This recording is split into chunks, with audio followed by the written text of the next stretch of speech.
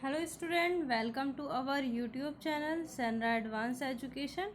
आज हम पढ़ने जा रहे हैं क्लास 8 की हिंदी व्याकरण की पुस्तक व्याकरण एवं रचना का लेसन 6, जिसका नाम है वाक्य संश्लेषण। बच्चों, वाक्य संश्लेषण का मीन्स क्या होता है? दो सरल वाक्यों को मिलाकर एक वाक्य में बदलना। ठीक है, दो वाक्य दिए गए हैं, उनको एक वाक्य बनाना ही उनसे एक वाक्य बनाना ही हम वाक्य संश्लेषण कहते हैं, उसी को हम वाक्य संश्लेषण कहते हैं। और बाकी इस लेसन में हम डिटेल में पढ़ेंगे। Let's begin the lesson. निम्नलिखित वाक्यों को ध्यानपूर्वक पढ़िए और समझिए। सेंटेंस दिए हैं, कुछ वाक्य दिए हैं, इन्हें ध्यानपूर्वक पढ़िए और समझना है। मैंने एक लड़की देखी, वह लड़की सरला की मित्र है। ये दो सरल वाक्य दिए हैं। मैंने वह लड़की देखी जो सरला की मित्र है, तो दो सरल वाक्यों को मिलाकर के एक वाक्य बना दिया गया। इसी को हम वाक्य संश्लेषण कहते हैं। रोगी ने दवा पी, रोगी ठीक हो गया। दो वाक्य दिए हैं यहाँ पर भी, रोगी ने दवा पी और ठीक हो गया, तो दो वाक्यों को मिलाकर के एक वाक्य बना दिया गया है। आगरा उत्तर प्रदेश में स्थित है, आगरा में ताजमहल है। उत्तर प्रदेश में स्थित आगरा में ताजमहल है। उपर्युक्त तीनों उदाहरणों में दो दो सरल वाक्यों को मिलाकर एक एक वाक्य बनाया गया है। आपने नोटिस किया होगा कि दो दो सरल वाक्य दिए गए हैं, जिनको मिलाकर के एक वाक्य बना दिया गया है। नए बनाए गए वाक्य का वही अर्थ है जो कि उसके सामने लिखे दोनों वाक्यों का अर्थ है। जो हमने नया वाक्य बनाया है उसका भी वही अर्थ निकलता है जो पहले लिखे दो वाक्यों का अर्थ है। यहाँ बना प्रथम सरल वाक्य, द्वितीय मिश्रित वाक्य और तृतीय संयुक्त वाक्य। पहला तो इस पे सरल वाक्य बना है, दूसरा मिश्रित वाक्य बना है और तीसरा संयुक्त वाक्य बना है। ये दो वाक्यों को जोड़कर ऐसे ही नए वाक्य बनाना वाक्य संश्लेषण कहलाता है। जैसे हमने ये बनाए हैं, दो वाक्यों को जोड़ करके एक नया वाक्य बनाना ही वाक्य संश्लेषण कहलाता है। परिभाषा: दो अथवा दो से अधिक वाक्यों को जोड़कर उनसे एक सरल, मिश्रित अथवा संयुक्त वाक्य बनाने की प्रक्रिया को वाक्य संश्लेषण कहते हैं। किसको कहते हैं? दो या दो से अधिक वाक्यों को, दो या दो से ज़्यादा वाक्य को मिला करके उनसे एक सरल वाक्य या फिर एक मिश्रित वाक्य या फिर एक संयुक्त वाक्य बनाने की जो प्रक्रिया होती है, प्रोसेस होती है, उसको ही हम वाक्य संश्लेषण कहते हैं। इसमें नए बने वाक्यों का वही अर्थ होता है जो अर्थ उनके मूल वाक्यों का होता है। जो नए वाक्य हम बनाते हैं वाक्य संश्लेषण के द्वारा, उनका मीन्स भी वही होता है, उनका अर्थ भी वही होता है जो दो अलग अलग लिखे दो सेंटेंसेस का, दो वाक्यों का होता है। वाक्य संश्लेषण से बने वाक्य संश्लेषण के द्वारा तीन प्रकार से वाक्य बनते हैं। वाक्य संश्लेषण के द्वारा तीन प्रकार से वाक्य बनते हैं: सरल वाक्य, मिश्रित वाक्य और संयुक्त वाक्य।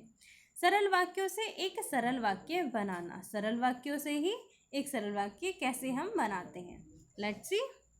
हम दो या दो से अधिक वाक्यों को मिलाकर एक सरल वाक्य की रचना निम्नलिखित पदबंधों के द्वारा कर सकते हैं। कौन कौन से पदबंधों से कर सकते हैं? सामान्य संज्ञा पदबंध के द्वारा, इनको हम डिटेल में पढ़ेंगे आगे। पूर्वकालिक संज्ञा पदबंध के द्वारा, क्रिया विशेषण पदबंध के द्वारा, विशेषण पदबंध के द्वारा, संयोजक अवयव और एवं तथा आदि के द्वारा। ये संयोजक अवयव दिए हुए हैं, और एवं तथा। अब हम बात करते हैं सामान्य संज्ञा पदबंध के द्वारा एक सरल वाक्य बनाना।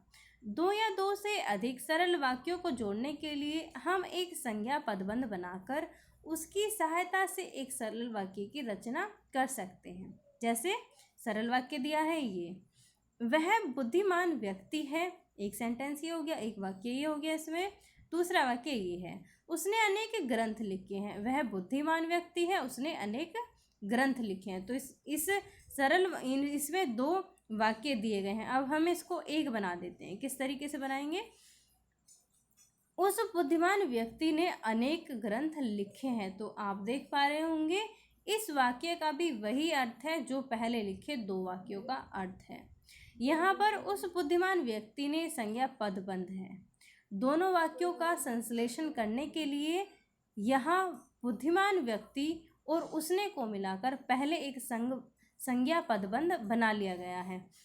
किस किस को मिलाकर के? बुद्धिमान व्यक्ति और उसने को मिलाकर एक संज्ञा पदबंध बनाया गया है। इसी के द्वारा दोनों वाक्यों का संश्लेषण करके एक सरल वाक्य बनाया गया है। ठीक है। पूर्वकालिक क्रिया पदबंध के द्वारा एक सरल वाक्य बनाना। दो या दो से अधिक सरल वाक्यों का संश्लेषण करने के लिए पहले हम पूर्वकालिक क्रिया पदबंध बनाते हैं। पहले क्या करते हैं? हम पूर्वकालिक क्रिया पदबंध बनाते हैं, फिर उसके द्वारा एक सरल वाक्य की रचना करते हैं। जैसे सरल वाक्य ये दिए गए हैं, इसमें बच्चे ने माँ की चोटी को सांप समझा, बच्चा डर गया। दो वाक्य दिए गए हैं। अब हम इसका वाक्य संश्लेषण करेंगे। माँ की चोटी को सांप समझकर बच्चा डर गया। यहाँ पर समझकर पूर्वकालिक क्रिया पदबंध बनाकर उससे एक सरल वाक्य की रचना की गई है। पूर्वकालिक क्रिया को पदबंध बनाया गया है, उसके बाद फिर एक सरल वाक्य की रचना की गई है। क्रिया विशेषण पदबंध के द्वारा एक सरल वाक्य को बनाना।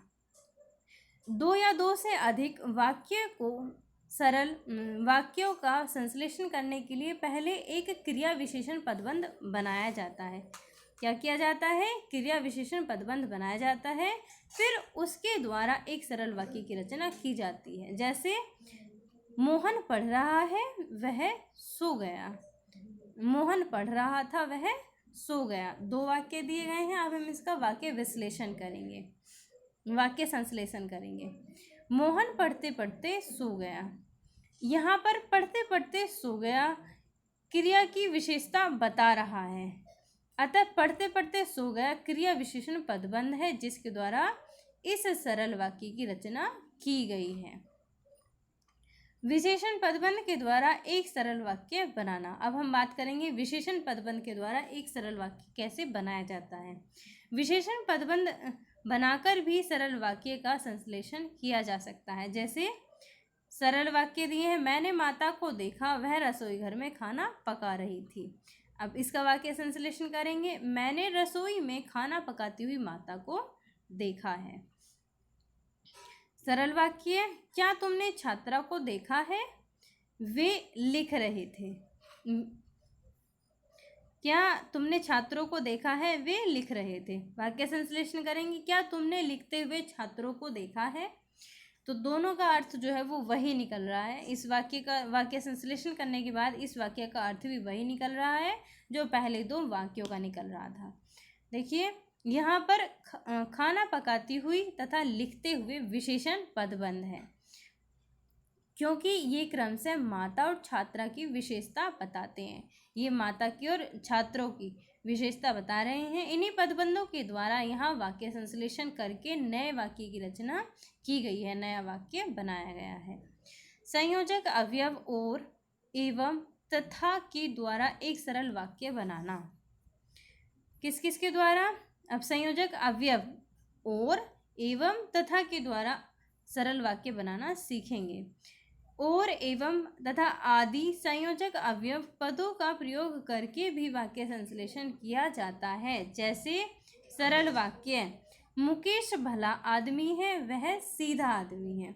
अब देखिए हम इसका वाक्य संश्लेषण करेंगे। मुकेश भला तथा सीधा आदमी है। नेक्स्ट सरल वाक्य दिया है, गोविंद ने सांप को देखा, वह बेहोश हो गया। वाक्य संश्लेषण, गोविंद ने सांप को देखा और बेहोश हो गया। यहाँ पर क्रमशः तथा और संयोजक अवयवों के द्वारा वाक्यों को संश्लेषित किया गया है। और तथा का प्रयोग करके वाक्यों का संश्लेषण किया गया है। सरल वाक्यों से एक मिश्रित वाक्य बनाना। अब हम अभी तक हमने सीखा था सरल वाक्यों से सरल वाक्य बनाना। अब हम सीखेंगे सरल वाक्यों से मिश्रित वाक्य बनाना। सरल वाक्यों का प्रयोग करके हम कैसे एक मिश्रित वाक्य बना सकते हैं। Let's see. मिश्रित वाक्य में एक प्रधान उपवाक्य तथा शेष आश्रित उपवाक्य होते हैं। आश्रित उपवाक्य भी निम्नलिखित 3 प्रकार के होते हैं: संज्ञाश्रित उपवाक्य, विशेषण आश्रित उपवाक्य और क्रिया विशेषण आश्रित उपवाक्य। आश्रित उपवाक्यों के भेदों के अनुसार सरल वाक्यों को संश्लेषित करके निम्नलिखित 3 प्रकार से मिश्रित वाक्य बनाए जा सकते हैं: संज्ञा आश्रित उपवाक्य से युक्त मिश्रित वाक्य, विशेषण आश्रित उपवाक्य से युक्त मिश्रित वाक्य और क्रिया विशेषण आश्रित उपवाक्यों से मिश्रित वाक्य। क्या? संज्ञा आश्रित उपवाक्य से युक्त मिश्रित वाक्य बनाना। जो उपवाक्य पूरे वाक्य में संज्ञा की भांति कार्य करता है उसे संज्ञा आश्रित उपवाक्य कहते हैं। किसे कहते हैं? जो उपवाक्य पूरे वाक्य में पूरे सेंटेंस में संज्ञा की भांति कार्य करता है, मतलब जैसे संज्ञा काम करती है वैसे ही काम करता है, तो उसे संज्ञा आश्रित उपवाक्य कहते हैं। इस प्रक्रिया में पहले एक प्रधान उपवाक्य बनाकर उसको संयोजक शब्द की के द्वारा तथा संज्ञा उपवाक्य से जोड़कर एक मिश्रित वाक्य बना लिया जाता है। की का प्रयोग किया जाता है इनमें। देखिए कैसे। सरल वाक्य: तुम भारतीय हो, तुम्हें अपने ऊपर गर्व होना चाहिए। वाक्य संश्लेषण करेंगे। तुम्हें अपने ऊपर गर्व होना चाहिए कि तुम भारतीय हो। सरल वाक्य: कर्म ही पूजा है, श्री कृष्ण ने कहा था। अब हम इसको देखेंगे, वाक्य विश्लेषण करेंगे तो कैसे करेंगे। श्री कृष्ण ने कहा था कि कर्म ही पूजा है। विशेषण आश्रित उपवाक्य से युक्त एक मिश्रित वाक्य बनाना। जो उपवाक्य संपूर्ण वाक्य में किसी संज्ञा के विशेषण के रूप में कार्य करता है, किस रूप में? संज्ञा के विशेषण के रूप में कार्य करता है, उसे हम विशेषण आश्रित उपवाक्य कहते हैं।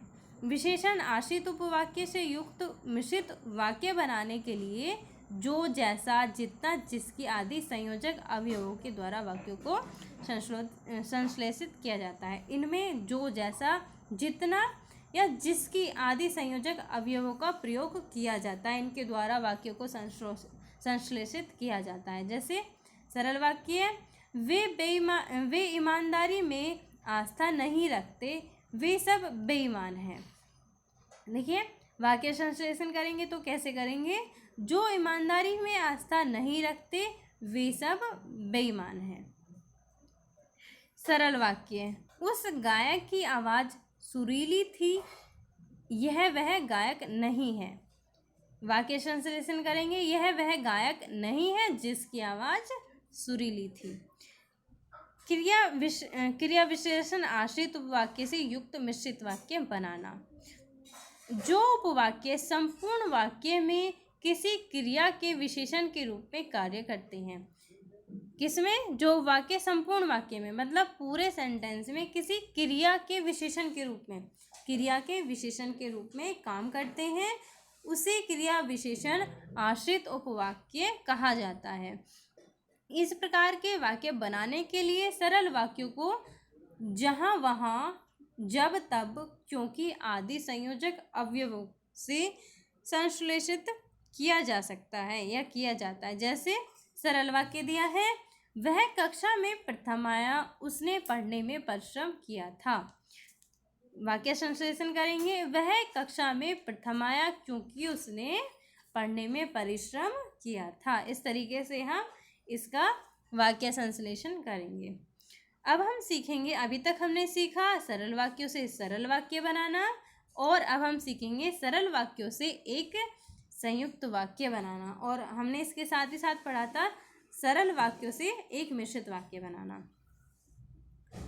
अब हम सीखेंगे सरल वाक्यों से एक संयुक्त वाक्य बनाना। संयुक्त वाक्य में एक से अधिक प्रधान उपवाक्य होते हैं। जो संयुक्त वाक्य होते हैं उनमें एक से अधिक उपवाक्य होते हैं। जो समुच्चय बोधक अवयवों के द्वारा आपस में जुड़े हुए होते हैं। समुच्चय बोधक अवयवों से आपस में जुड़े हुए होते हैं तथा इनमें एक से अधिक प्रधान उपवाक्य होते हैं। समुच्चय बोधक अवयव निम्नलिखित 4 प्रकार के होते हैं। कौन कौन से होते हैं? संचयवाचक संयोजक अवयव, विरोधवाचक संयोजक अवयव और विकल्पवाचक संयोजक अवयव और परिणामवाचक संयोजक अवयव। इन समुच्चय बोधक अवयवों के आधार पर सरल वाक्यों को संश्लेषित करके निम्नलिखित प्रकार से संयुक्त वाक्य बनाए जाते हैं। देखिए, संचयवाचक संयोजक अवयव से युक्त संयुक्त वाक्य बनाना। इस प्रकार के वाक्य बनाने के लिए वाक्यों को और तथा एवं आदि संचयवाचक संयोजक अवयवों के द्वारा संश्लेषित किया जाता है। इनमें किन का प्रयोग किया जाता है? और तथा एवं का। सरल वाक्य दिया है, वैभव दिल्ली गया, वह वहाँ प्रधानमंत्री से मिला। कैसे बनाएंगे? वैभव दिल्ली गया तथा वहाँ प्रधानमंत्री से मिला। दूसरा वाक्य दिया है, सीता ने खाना खाया, सीता ने पानी पिया। इसको हम बनाएंगे, सीता ने खाना खाया और पानी पिया। नेक्स्ट, मैं दिल्ली गया, मैं कानपुर गया, मैं वाराणसी गया। इसको हम कैसे बनाएंगे? मैं दिल्ली कानपुर एवं वाराणसी गया। इस तरीके से हम वाक्य का विश्लेषण करेंगे। विरोधवाचक संयोजक अवयव से युक्त संयुक्त वाक्य बनाना। इस प्रकार के वाक्य बनाने के लिए सरल वाक्यों को किंतु, परंतु, लेकिन आदि विरोधवाचक संयोजक अवयवों के द्वारा संश्लेषित किया जाता है। इनमें किसका प्रयोग किया जाता है? किंतु, परंतु, लेकिन का। सरल वाक्य, मैं वहां पहुंच गया, तुम नहीं आए। वाक्य संश्लेषण करेंगे, मैं वहां पहुंच गया, किंतु तुम नहीं आए। नेक्स्ट, राक्षसों ने हनुमान जी को बहुत रोका, वह उनसे रोके ना जा सके। राक्षसों ने हनुमान जी को बहुत रोका, परंतु वह उनसे रोके ना जा सके। विकल्पवाचक संयोजक अवयव से युक्त संयुक्त वाक्य बनाना। जिस प्रकार से वाक्य बनाने के लिए सरल वाक्यों को या अथवा अन्यथा कि विकल्पवाचक संयोजक अवयवों के द्वारा संश्लेषित किया जाता है। जैसे सरल वाक्य, आप लोग शांति से बैठो, आप लोग यहाँ से उठकर चले जाओ। वाक्य संश्लेषण किया है, आप लोग या तो शांति से बैठो या यहाँ से उठकर चले जाओ। इस तरीके से मतलब विकल्प है, वैकल्पिक है ये। नेक्स्ट, मैं घूमने के लिए शिमला जाऊंगा, मैं घूमने के लिए ऊटी जाऊंगा। मैं घूमने के लिए शिमला अथवा ऊटी जाऊंगा। नेक्स्ट, परिणामवाचक संयोजक उपवाक्यों से युक्त संयुक्त वाक्य बनाना। इस प्रकार के वाक्य बनाने के लिए सरल वाक्यों को क्योंकि, इसलिए, चूंकि, फिर भी आदि परिमाणवाचक संयोजक अवयवों के द्वारा संश्लेषित किया जाता है। इनमें किसका प्रयोग किया जाता है? क्योंकि, इसलिए, चूंकि, फिर भी का प्रयोग किया जाता है। सरल वाक्य, शीला ने परिश्रम किया, वह परीक्षा में उत्तीर्ण हो गई। वाक्य विश्लेषण करेंगे, शीला ने परिश्रम किया, इसलिए वह परीक्षा में उत्तीर्ण हो गई। सरल वाक्य, पृथ्वी में गुरुत्वाकर्षण शक्ति है, प्रत्येक वस्तु ऊपर से नीचे गिरती है। पृथ्वी में गुरुत्वाकर्षण शक्ति है, इसलिए प्रत्येक वस्तु ऊपर से नीचे गिरती है।